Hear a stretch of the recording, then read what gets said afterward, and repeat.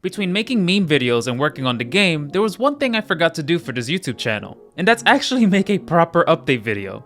For several months, I've been working on a prototype build so that I can finally start getting some proper feedback from players. Well, after many months of work, it was finally ready. Kinda. One thing I've learned is that your game is actually never truly ready, at least from a developer point of view.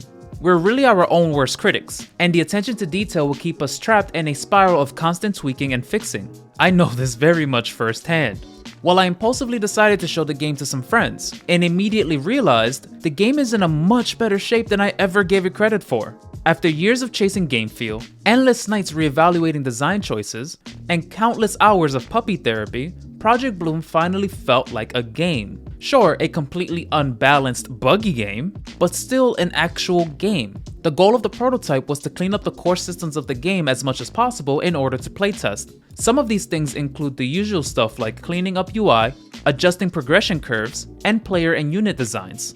But there was one thing on the list which I was ignoring for a while, and it's probably what I should have led with. That was actually playing and studying another RPG, namely Child of Light.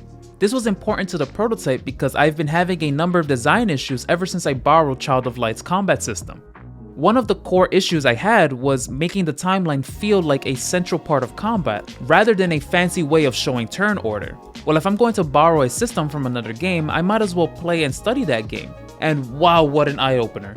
Child of Light reminded me of a very important design philosophy I've always stood by, but admittedly sometimes forget to practice myself, and that is you can't borrow another game's ideas without truly understanding how they work in their native game. Fully released games have a number of other micro decisions that come together to make a system work. For example, when I borrowed the timeline, it felt more like a glorified turn order rather than a central combat element. Turns would quite often play out in the exact order it was shown in the timeline with very little variance. Well, one of the many things Child of Light made me realize about their combat system is that speed is king.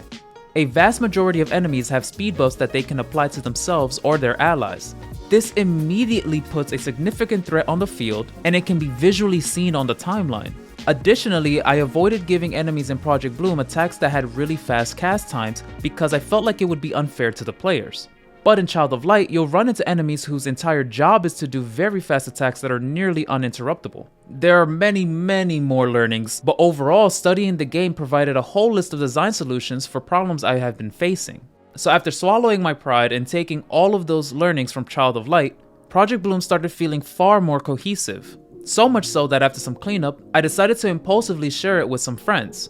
I didn't feel like the game was ready at all, like at all. But something deep down said, bro, just show them the damn game. So I did. And it was probably the best decision I've made for the game in months. Each player spent about 30 minutes fiddling with the game, and we found many bugs, many broken abilities, and some funny unintended effects, like the players being able to poison themselves.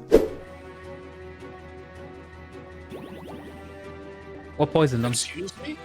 Fix your spaghetti code, bro. But the overall impression was that I actually had a game.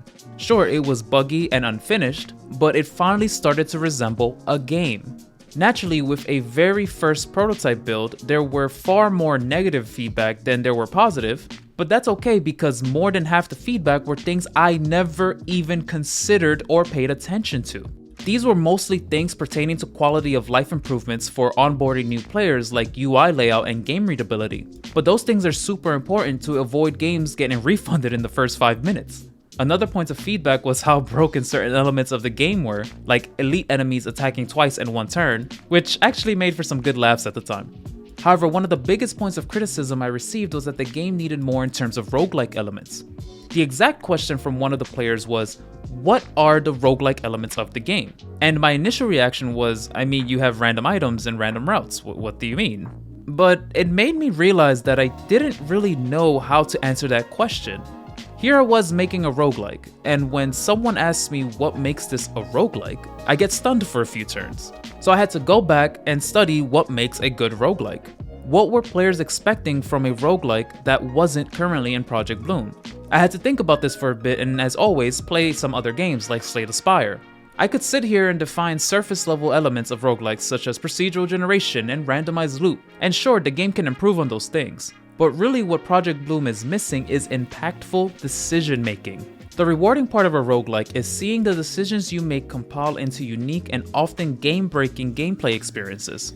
Choosing the rest site over the elite fight, taking the burn item over the breastplate, and having each of these decisions feel like they mattered. This decision loop is what makes the roguelike genre fun and, more importantly, replayable. It's the uniqueness of each run being different from the last due to the decisions that you made.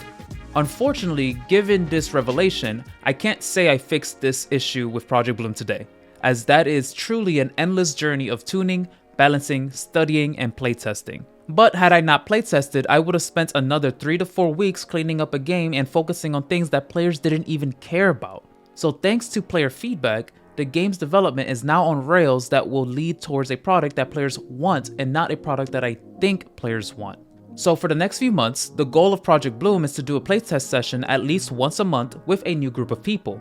I'm thinking 2 to 3 people that have never seen the game before. Then after a few rounds, go back to the top of the list with the first playtesters with a much more improved build. This allows me to realign the game's direction towards something players want and keep the game's development on rails that it's finally found. With that said, if you enjoyed today's video, please consider leaving a like and subscribing to the channel. Additionally, you can wishlist Project Bloom on Steam. Thank you for watching, and I will see you next time.